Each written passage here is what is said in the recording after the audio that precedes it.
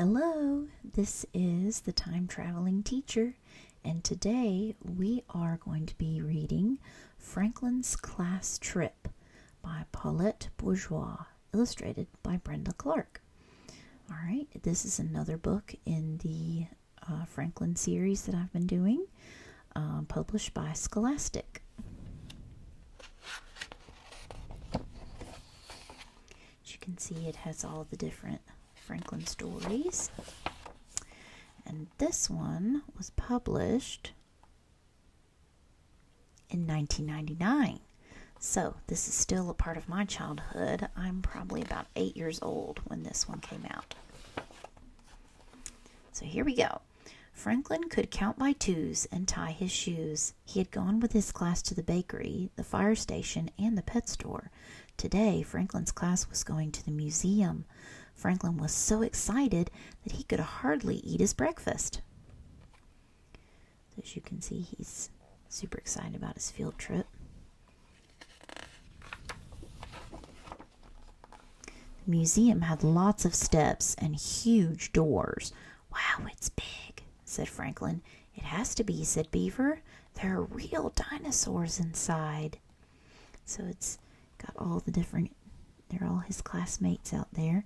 There's another book called Franklin's New Friend, and that has moose in it, so I'll have to read that one soon.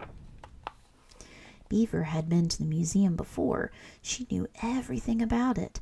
"Big dinosaurs," she emphasized. "So big that they ate trees for breakfast." Franklin was afraid to ask what dinosaurs ate for lunch.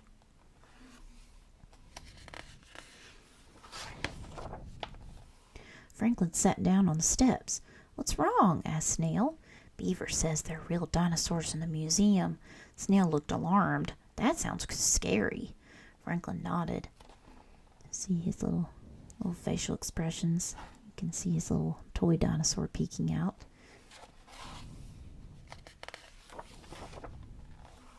In the museum lobby, Mr. Owl went over the rules. No shouting, no running, and stay with the group. "Mr. Owl," said Beaver, "one more thing. Watch out for dinosaurs." Moose and Bear laughed. Franklin didn't. He moved a little closer to Mr. Owl. So why is he scared? So think about that question. Why would Franklin be scared and move closer to Mr. Owl?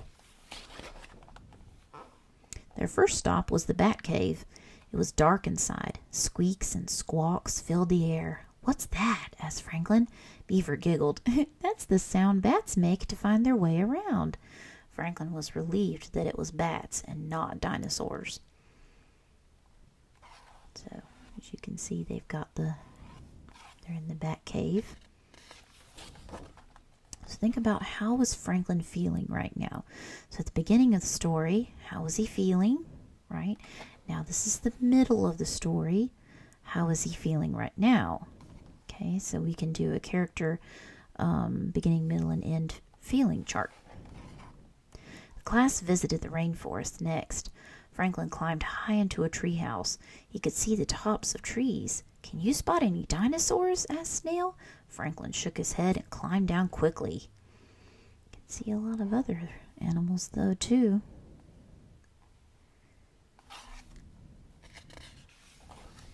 Love the illustrations in this one. There was so much to do in the museum that Franklin almost forgot about the dinosaurs. In the medieval room, Franklin had fun dressing up like a knight. Let's see how it's spelled. K-N-I-G-H-T. K is silent. Franklin even got to dig in a sandy pit. He was the first one to find an arrowhead. It was just like being a real archaeologist.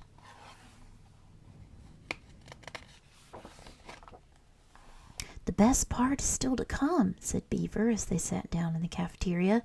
"Yes," agreed Bear. "Lunch." Mr. Owl smiled. "I think Beaver means the dinosaur exhibit." Franklin gulped. "I'm too tired to see more. I'll just stay here for a while," he muttered.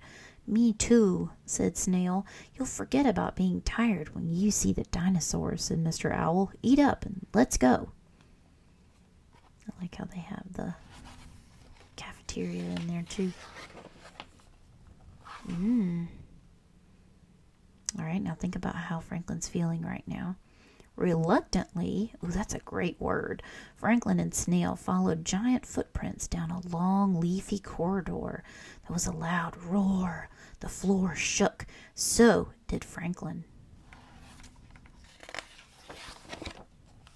Ah! Screamed Franklin when he turned the corner. He was looking right into the bony mouth of a Tyrannosaurus.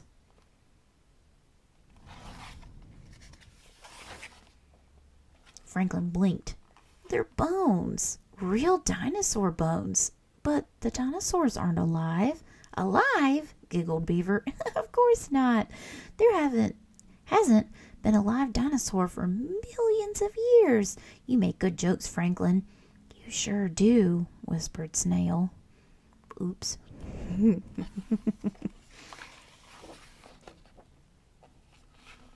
As they were leaving, Franklin and his friends walked past the Egyptian exhibit. Next time, said Beaver, you should visit the tomb. There's a mummy inside. Is it real? Asked Franklin. Yes, and scary, said Beaver. But Franklin wasn't scared. He had a mummy at home. Little play on words. See the mummy right there? These are great pictures. Still the same illustrator, but you can tell that she's using a different style compared to some of the other books. And he could hardly wait to tell her all about his adventures at the museum. Alright, so this is the end of the story. So remember we talked about beginning, right? So we'll do sign language, right? So this is American Sign Language. B for beginning, and then M for middle, and then E for end. So think about how he felt in the beginning of the story, the middle of the story, and the end of the story. So think about his feelings and how they progressed in the story. All right, this is the Time Traveling Teacher, and I hope you have a great day, and I'll talk to you soon. Bye-bye.